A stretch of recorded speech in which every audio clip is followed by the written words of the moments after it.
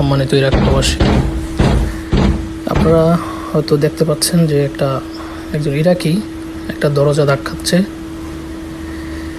সেখানে আরও অন্যান্য আমাদের প্রবাসী বাংলাদেশি ভাইও আছেন। আজকে খুবই মর্মান্তিক একটি ঘটনা।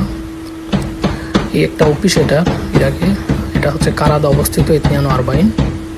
সেখানে আমার এক ভাই কর্মরত আছেন, বাংলাদেশি, যিনি দীর্ঘদিন এখানে কর্মরত।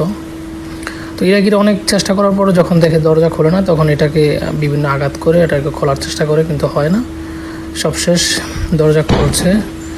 খোলার পর দেখে যে বাইরে ইরাকি এবং বাংলাদেশিরা এটার মধ্যে প্রবেশ করছে।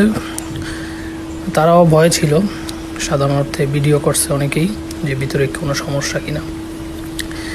যাক, পরবর্তী সময়ে ভিতরে গিয়ে দেখে আমাদের যে ভাই, উনি দুনিয়ার মায়া ছেড়ে চলে গেছেন। ইন্না লিল্লাহি ওয়া ইন্না ইলাইহি রাজিউন। ভাইটি হয়তো বা স্ট্রোক করছে, অনেকেই ভাবতেছে হয়তো স্ট্রোক করছে বা এরকমই কিছু হবে।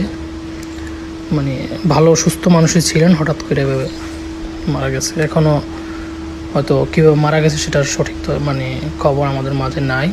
তো ধারণা করা হচ্ছে যে স্ট্রোক বা এরকম কিছু। ভাইয়ের দেশের বাড়ি হচ্ছে টাঙ্গাইলে। ওনার নাম মুজিবুর রহমান। কারাদে ইতনিয়ানো আরবাইনে কর্মরত ছিলেন।